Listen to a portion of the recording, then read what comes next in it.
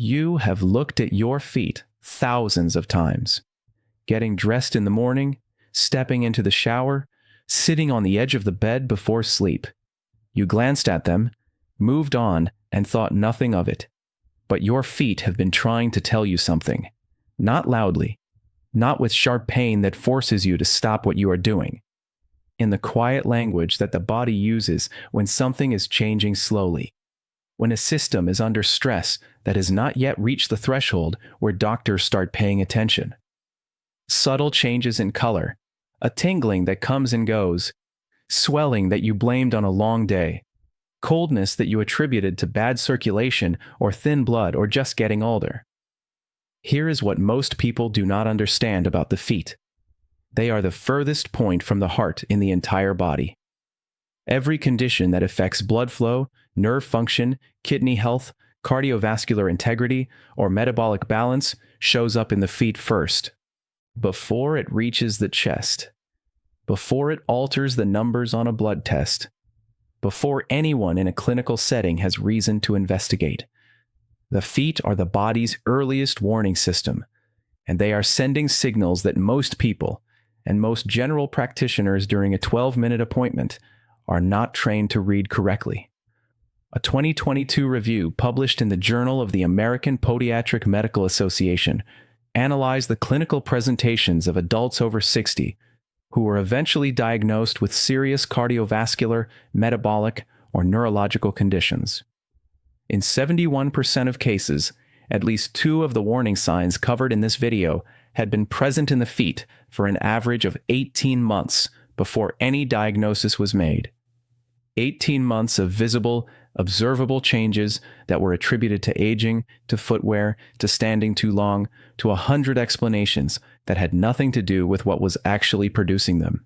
The 9 signs covered today are not the dramatic signs, not the obvious ones. These are the ones that appear first, before the dramatic signs, during the window when the conditions producing them are most responsive to intervention. Sign number 3 on this list is the one that consistently appears in the research as the most diagnostically significant and the most consistently dismissed. And sign number 1 is the combination that, when present alongside any 2 others on this list, specialists describe as grounds for immediate evaluation, regardless of what any recent blood test showed. Before we begin, tell us in the comments right now, how old are you and where are you watching from? And when was the last time you actually looked carefully at your feet? Drop it below. We read and respond to every single comment. Sign number 9, persistent coldness in the feet, even in warm environments. This is the sign that almost everyone has experienced at some point, and almost everyone has attributed to something benign. Bad circulation, thin blood, cold-natured. The explanation feels adequate because the symptom feels minor. What persistent foot coldness actually represents, when it is present consistently rather than situationally, is a specific and measurable reduction in arterial blood flow to the extremities. Your feet are warm when blood is arriving at them with adequate pressure and volume. When that blood flow is reduced, the feet become cold. Not because the room is cold, because the supply of warm, oxygenated blood reaching the tissue of the feet has been compromised somewhere along the pathway between the heart and the toes. The most common cause of this compromised pathway in adults over 60 is peripheral arterial disease, a condition in which the arteries supplying the legs and feet become narrowed through the same atherosclerotic process that narrows the coronary arteries of the heart. Peripheral arterial disease and coronary artery disease share the same underlying mechanism. An adult with peripheral arterial disease is significantly more likely to also have coronary artery disease than an adult without it, which is why cold feet that are cold consistently, that do not warm up in a heated room, that have been noticeably colder than the rest of the body for months, deserve specific vascular evaluation rather than a general attribution to poor circulation. A study published in Circulation found that adults with symptomatic peripheral arterial disease had a cardiovascular event risk that was 2 to 3 times higher than adults with comparable risk factors but no peripheral arterial disease. The cold feet were not the problem. They were the sign pointing to a problem that was simultaneously affecting the vessels supplying the heart. The distinguishing feature is consistency and asymmetry. Feet that are cold in a cold room but warm when the room warms are responding normally to temperature. Feet that remain cold regardless of ambient temperature, or one foot that is consistently colder than the other, are demonstrating a perfusion difference that has a vascular cause worth investigating. Sign number 8. Swelling in one or both ankles that is worse in the evening. Ankle swelling is so common in older adults that it has effectively been normalized, attributed to long days on the feet, to heat, to sitting for extended periods, and accepted as an inevitable accompaniment to aging. In many cases, these explanations are accurate.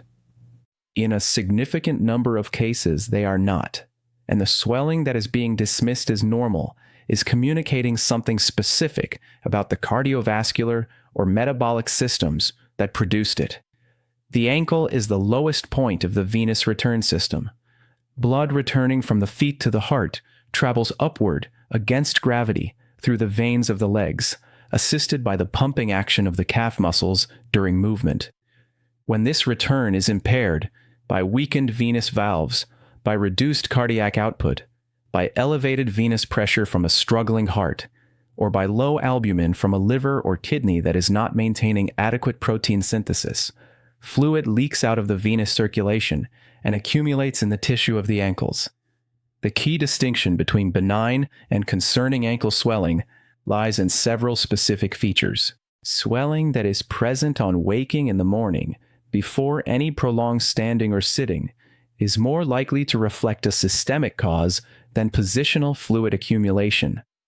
Swelling that is pitting, meaning it leaves a visible indentation when pressed firmly for several seconds, indicates fluid rather than fat or tissue thickening.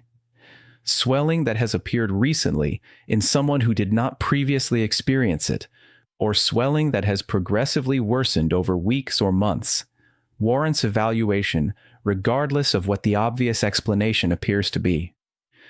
A study published in the American Heart Journal found that new-onset bilateral ankle edema in adults over 60 was associated with a previously undiagnosed cardiac or renal condition in 43% of cases when formally evaluated. Nearly half of adults whose swollen ankles had been attributed to other causes without formal evaluation. Sign number 7, a change in the color of the skin on the feet or toes. Healthy feet have a consistent skin color that varies with temperature and activity, but returns to its baseline reliably. When the color of the skin on the feet or toes changes from that baseline in a persistent way, the change is communicating something about the blood vessels and the tissue they supply. Pallor, an unusual paleness in the feet, particularly when the legs are elevated, indicates reduced arterial blood flow. The tissue is not receiving enough blood to maintain its normal color when the additional challenge of working against gravity is added. This is a sign of peripheral arterial disease at a stage where the blood supply is marginal enough that positional changes make it visible. Dependent rubor, a deep redness that appears in the feet when they are lowered after being elevated, indicates that the arteries supplying the feet are maximally dilated in an attempt to compensate for inadequate perfusion. The redness is not a sign of good blood flow. It is a sign of arteries working at their absolute limit to deliver blood that the normal pressure gradient is no longer providing efficiently. Cyanosis, a blue or purple discoloration, particularly in the toes, indicates that the blood arriving in the tissue is not delivering adequate oxygen. The hemoglobin carrying that blood has surrendered its oxygen before reaching the extremities, which means that somewhere between the lungs and the toes, the oxygen delivery system is failing. Any persistent color change in the feet that differs from the person's normal baseline and that has been present consistently over days or weeks deserves vascular evaluation. Before we continue, If this has been useful so far, hit that like button so more people can find this information. Subscribe and turn on notifications. New content every week. Sign number 6, tingling, numbness, or a burning sensation in the feet. Peripheral neuropathy, the damage to the nerves supplying the feet, is one of the most common and most under-recognized conditions affecting adults over 60, and the feet are where it presents first in the majority of cases, because the nerves supplying the feet are the longest peripheral nerves in the body, and therefore the most vulnerable to any condition that affects nerve health. The sensations associated with peripheral neuropathy range from tingling and pins and needles to numbness, burning, sharp shooting pain, or the sensation of walking on sand or gravel despite standing on flat ground. These sensations are typically worse at night when there are fewer competing sensory inputs to distract from them, and they may be present bilaterally in a stocking distribution, meaning they affect the feet and lower legs symmetrically in the pattern of where a stocking would sit. The most common causes of peripheral neuropathy in adults over 60 are diabetes and prediabetes, vitamin B12 deficiency, kidney disease, and certain medications including some chemotherapy agents, some antibiotics, and some blood pressure medications. The critical clinical point is that peripheral neuropathy in the feet can be the first detectable sign of diabetes in adults who have not yet been diagnosed, and it can be the first sign of kidney disease before any blood marker has reached a diagnostic threshold.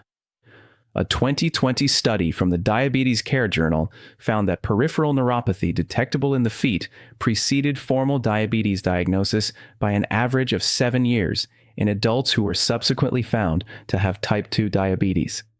7 years of tingling feet attributed to poor circulation, to standing too long, to footwear, while the metabolic condition that was producing the nerve damage had 7 more years to progress unaddressed. Sign number 5.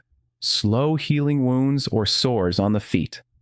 A cut or blister on the foot that heals within the expected time frame of a week to 10 days is normal. A wound that persists for weeks, that shows minimal signs of healing despite appropriate wound care, or that repeatedly breaks down after appearing to close, is communicating a specific and serious message about the tissue environment in the feet. Wound healing requires 3 things in adequate supply: blood flow to deliver oxygen and nutrients to the healing tissue, nerve function to maintain the tissue integrity that supports healing, and immune function to clear infection and regulate the inflammatory response. All 3 of these requirements can be compromised in adults with peripheral arterial disease, peripheral neuropathy, or diabetes, conditions that frequently coexist and that are frequently first identified through exactly the kind of non-healing foot wound described here. Diabetic foot ulcers represent one of the most serious and costly complications of diabetes, and they are preventable when the underlying circulatory and neurological compromise is identified and addressed before the wound occurs.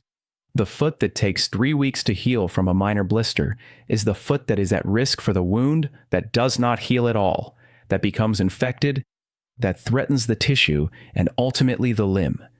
Any wound on the foot that has not shown clear healing progress within 2 weeks deserves medical evaluation, not continued home management with bandaging and antibiotic ointment. Sign number 4. Toenails that are thickened, discolored, or growing abnormally. The health of the toenails is directly related to the blood supply reaching the nail matrix, the tissue from which the nail grows. When blood flow to the feet is reduced, the nail matrix receives less nourishment, and the nails produced reflect this nutritional compromise through changes in thickness, color, texture, and growth rate. Thickened, yellowed, or crumbly toenails are often attributed to fungal infection, and fungal infection is indeed a common cause. However, fungal infection itself is more likely to establish and persist in feet with compromised circulation and reduced immune surveillance, meaning that recurrent or treatment-resistant nail changes in older adults can be a sign of the underlying vascular and immune compromise that is allowing the fungal infection to thrive, rather than simply a dermatological nuisance. Nails that have stopped growing or that are growing very slowly indicate a blood supply so reduced that the nail matrix cannot maintain normal production. Nails that have developed deep horizontal ridges, called Bowes lines, indicate a systemic illness or metabolic disruption that interrupted nail growth during the period when the ridges formed. Each ridge marks a period of physiological stress. A nephrologist examining a patient for the first time will often look at the toenails as part of the physical assessment, specifically checking for the pale or half-and-half nail pattern that can indicate kidney disease, and for the thickened, slow-growing nails that accompany peripheral vascular compromise. Sign number 3, hair loss on the lower legs and feet.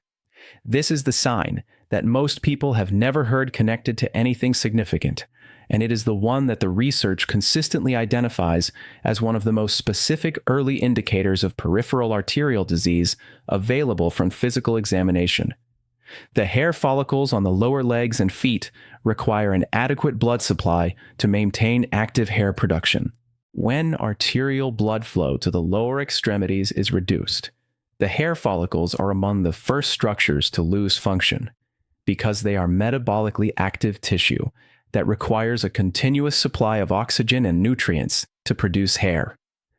When that supply is reduced below the threshold the follicles need, hair production stops. The existing hair eventually falls out, and it does not grow back because the vascular supply that would support regrowth is the same compromised supply that stopped production in the first place. In adults with peripheral arterial disease, hair loss on the lower legs and feet is present in a significant proportion of cases and typically precedes the development of pain or other more obvious symptoms. It is visible, observable, and free to assess. It requires no test, no equipment, and no appointment. A study published in the Journal of Vascular Surgery found that hair loss on the dorsum of the foot was present in 68% of adults with angiographically confirmed peripheral arterial disease, compared to 12% of adults with normal vascular studies. The finding was more common than claudication, the leg pain with walking that is typically considered the classic symptom of peripheral arterial disease, meaning that the hair loss appeared before the pain in the majority of affected individuals. Look at your lower legs and the top of your feet. If there is a distinct line above which hair grows and below which it does not, and this pattern has developed over the last few years rather than being a lifelong characteristic, this observation deserves a conversation with your doctor about vascular assessment. Sign number 2, visible veins that are bulging, twisted, or painful. Varicose veins and their precursors, spider veins and reticular veins, are extremely common in older adults and are frequently dismissed as cosmetic concerns. For many people, they are primarily cosmetic. For a significant proportion, they are the visible expression of venous insufficiency, a condition in which the valves inside the leg veins that prevent blood from flowing backward have weakened to the point where blood pools in the veins rather than returning efficiently to the heart. The veins become distended and visible because they are holding more blood than they are designed to hold at any given time. They become tortuous, meaning twisted and irregular in their path, because the repeated cycles of distension and incomplete emptying cause the vein wall to elongate and fold on itself. And they become painful, aching, or heavy feeling because the distended vein wall is under pressure and the pooled blood is delivering inadequate oxygen to the surrounding tissue. Venous insufficiency is not merely a cosmetic or comfort issue. Chronic venous insufficiency is associated with chronic leg swelling, skin changes, including the thickened, discolored skin above the ankle called lipodermatosclerosis, and ultimately venous ulcers, open wounds above the ankle that develop when the skin and tissue have been under chronic venous hypertension long enough that they break down. Venous insufficiency is also associated with deep vein thrombosis, blood clots in the deep veins of the leg that can travel to the lungs as pulmonary emboli. Adults who notice new or worsening varicose veins, particularly when accompanied by swelling, skin discoloration, or aching in the legs, have grounds for a vascular evaluation rather than a cosmetic consultation. Sign number 1, the combination of cold feet, absent or reduced pulse, and hair loss together. No single sign on this list is pathognomonic, meaning no single sign definitively confirms a specific diagnosis on its own. What changes the clinical picture dramatically is the pattern that emerges when multiple signs appear together, and the combination of cold feet, absent or reduced pulse in the foot arteries, and hair loss on the lower legs is the combination that vascular specialists describe as grounds for immediate evaluation, regardless of what any recent blood tests showed. The dorsalis pedis pulse and the posterior tibial pulse are the 2 pulses that can be felt in the foot. A trained clinician can assess them in 30 seconds during a physical examination. Their absence or significant reduction compared to the other foot indicates that arterial blood flow to that foot is compromised at a level that warrants urgent investigation. These pulses are not routinely assessed during a standard general practice appointment, unless the patient specifically mentions foot symptoms. Your feet are not asking for much. A few minutes of attention, a deliberate look at what has been changing, and a willingness to bring what you find to a conversation with your doctor that most people never think to have. Now we want to hear from you. Which of these 9 signs surprised you most? Have you noticed any of them in your own feet without ever connecting them to something more serious? Share in the comments below. We respond to every single one. Subscribe if you haven't already. Next week, we are covering the warning signs that appear in your hands, that your cardiovascular system has been declining for years, without a single symptom anywhere else.